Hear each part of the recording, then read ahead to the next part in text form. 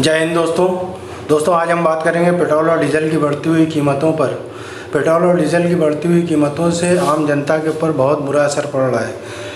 Video को आगे बढ़ाने से पहले मेरे चैनल को सब्सक्राइब कर दें, लाइक कर दें और कमेंट बॉक्स में अपनी राय ज़रूर दें। चलिए शुरू करते हैं वीडियो। दोस्तों, पिछले 15 दिनों से पेट्रोल और डीजल की कीमत में 8 से 9 रुपये प्रति लीटर इजाफा हुआ है। 8 से 9 रुपये प्रति लीटर पेट्रोल महंगा हुआ है। सरकार से इस पे सवाल पूछने पर सरकार इसका कोई जवाब नहीं देती है। मीडिया बिल्कुल इस मसले पर खामोश है, जबकि पेट्रोल और डीजल की बढ़ती हुई कीमतों से आम जनता के जीवन पर बहुत बुरा प्रभाव पड़ता है। ट्रांसपोर्ट महंगा हो जाता है। सब जानते हैं कि फल, सब्जी, खाने का सामान वगैरह ट्रांसपोर्ट के द्वारा एक शहर से दूसरे शहर पहुंचाया जाता है। ट्रकों से सारा माल एक शहर से दूसरे शहर पहुंचाया जाता है। जब डीजल की कीमतें बढ़ती हैं तो महंगाई और ज़्यादा बढ़ जाती है।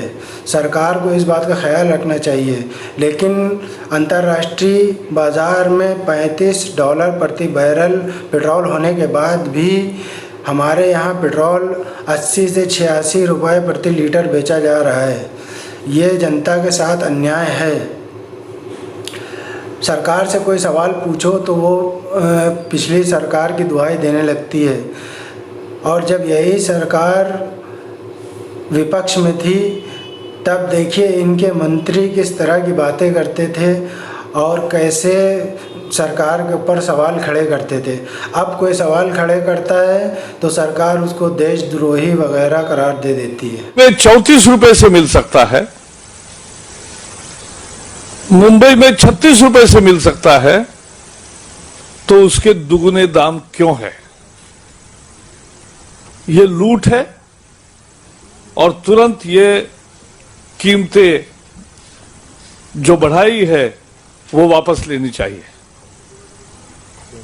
क्योंकि पूरे देश भर में जिस तरह से प्रतिक्रिया आई है, मुझे लगता है यूपीए सरकार जनता से पूरी तरह से कट चुकी है, पूरी तरह से असंवेदनशील हुई है।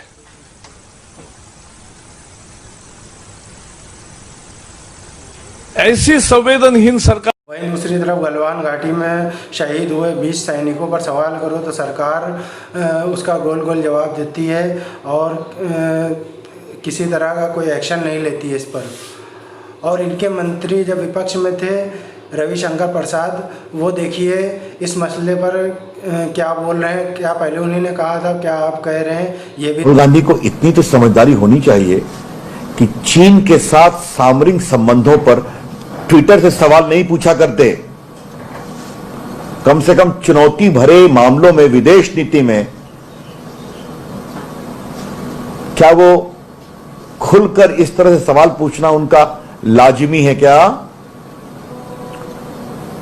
हम देश भर के साथ सद्भाव और शांतिपूर्ण तरीके से रास्ता निकालते हैं और निकालेंगे।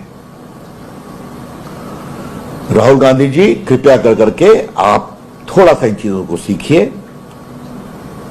आप वही हैं जिन्होंने बालाकोट के हमले के बाद भी सबूत मांगा था। राहुल गांधी जी, आप वही हैं जिन्होंने उड़ी पर हमले पर भी सेना की शहीदों की शहादत का सबूत मांगा था, और आज चीन पर भी वही सवाल कर रहे हैं। राहुल गांधी थोड़ा समझें, वरना चीन की कहानी आएगी। और कांग्रेस ने चीन के साथ किस तरह से चीजों को संभालने की कोशिश की थी, तो बहुत चीजें निकलेंगी। कम से कम अभी देश में एकता रहे, बहुत जरूरी। 17 जून को चीन की ओर से भारत की सीमा पर फिर अतिक्रमण किया गया है।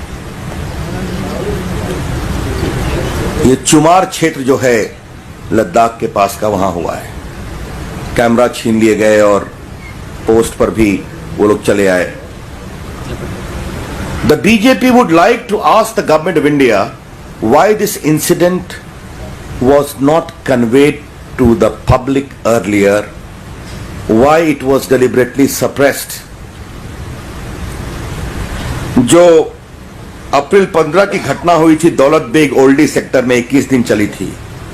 उसके बाद चीन के प्रधानमंत्री भारत आए थे, कहा गया था सब ठीक है। जो चीन का एक प्रकार से बहुत ही एग्रेसिव पोस्चरिंग है उसके लाइट में भारत की सोच क्या है, ये हम जानना चाहते हैं। हम चाहेंगे इस पूरे मामले पर भारत सरकार ऑल पार्टी मीटिंग बुलाकर चीन के बारे में समग्रता से शेयर करेगी, क्या स्थिति है और भारत सरकार क्या करने जा रही है। सरकार से उम्मीद करते हैं कि गलवान घाटी में 20 सैनिक शहीद हुए हैं, उनका बदला लिया जाएगा और इस पर कोई राजनीति नहीं की जाएगी और चीन को करारा जवाब दिया जाएगा और पेट्रोल और डीजल के दाम कम करके सरकार जनता को राहत देगी। वीडियो पसंद आया हो तो मेरे चैनल को सब्सक्राइब करें, लाइक करें, कमेंट करें और कमेंट बॉक्स में अपनी राय ज़रूर दें। जय हिंद, जय भारत।